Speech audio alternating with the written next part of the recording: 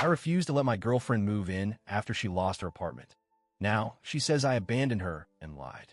I, 28M, have been dating my girlfriend, 27F, for a little over 2 years now. Things have been good overall. We've had our ups and downs like any couple, but for the most part, it's been steady, supportive, and loving. We do not live together. I own my house. It was inherited from my grandparents a few years ago, and it's completely paid off.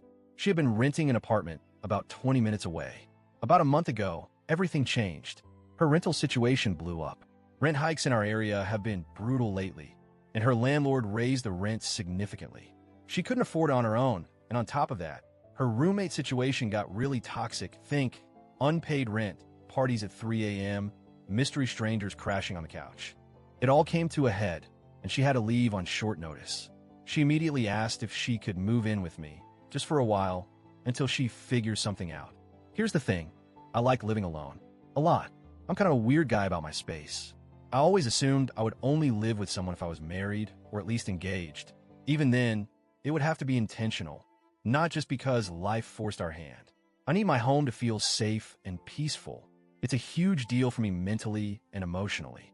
Plus, if I'm being honest, even after 2 years, I didn't feel like we were at the move-in together point yet.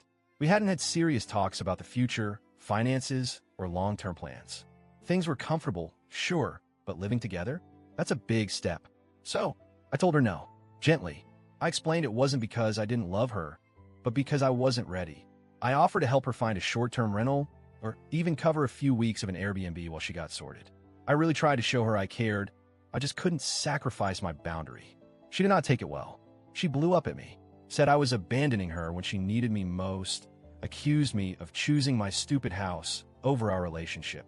She moved in with a friend temporarily, but barely speaks to me now. Mutual friends got involved too. Some said I was selfish, cold, heartless. One even said, if you loved her, you'd make room for her. I feel terrible, but I also feel like letting her move in out of guilt would have been a terrible idea. Ida? Update 1. First, I wasn't expecting this many responses.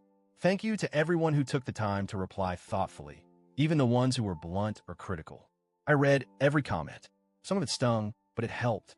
After sitting with everything, I realized now this situation revealed some bigger cracks in our relationship that I hadn't wanted to look at.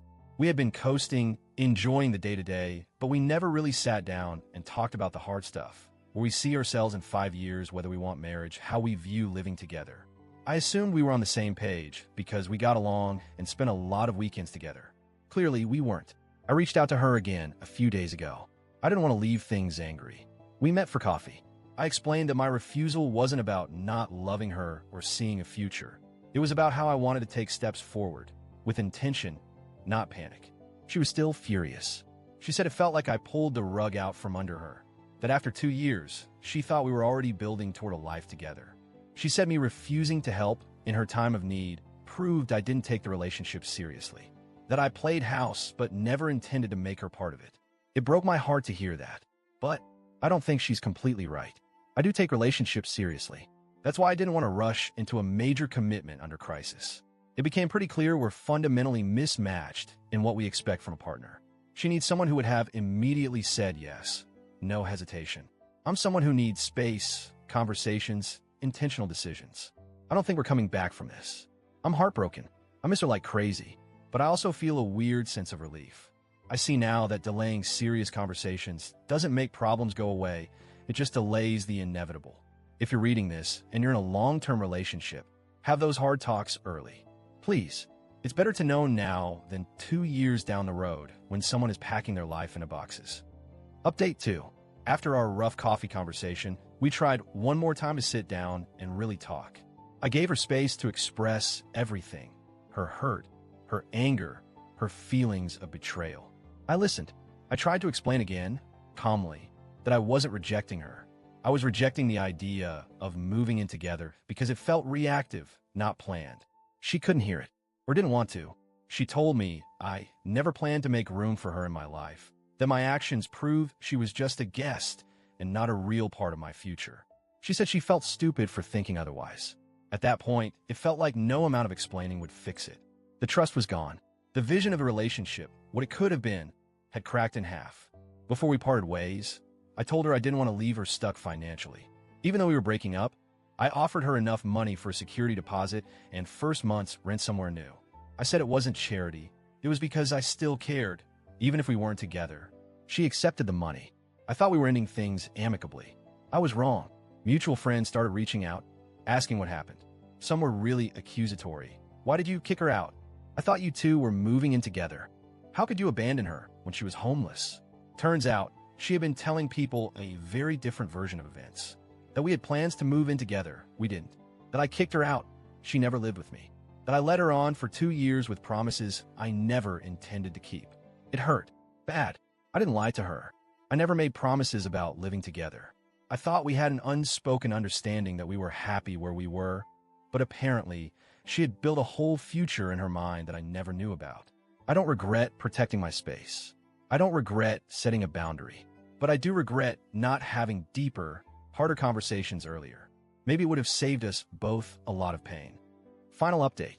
Some people in the comments, and even some real-life friends, asked, why were you so hesitant about moving in together after 2 years? Isn't that normal? I didn't answer before because it's personal. But after all this, I realize it matters to the story. The truth is, I have baggage. In my early 20s, I was in a relationship where we rushed into living together. At first, it was amazing, fun, exciting domestic bliss. But slowly it turned toxic, controlling, manipulative, emotionally draining. I lost myself trying to make it work. I stayed way longer than I should have because leaving felt like failing. When I finally got out, I promised myself 2 things. 1, I would never live with someone again unless I felt completely, deeply safe and aligned. 2, I would never let guilt or pressure push me into a living situation I wasn't sure about. That's why I was hesitant.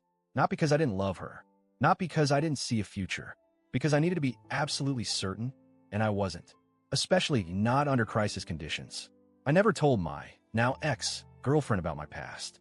I didn't want to burden her or project my trauma onto our relationship. I wanted our connection to be clean, not overshadowed by old ghosts. In hindsight, maybe I should have been more open about it. Maybe if she had understood the depth of my hesitation, she wouldn't have seen it as a rejection. Or maybe it wouldn't have mattered. Maybe we still would have ended up exactly here. I'm sad. I miss her. But I also know I did the right thing for myself. And if there's anything I've learned, it's this. Love doesn't mean abandoning yourself. Love doesn't mean sacrificing your peace to prove a point. And real partnership means building together intentionally, not just reacting to emergencies. If you're someone who has a hard boundary around your home, your peace, your space, you're not selfish. You're self-aware.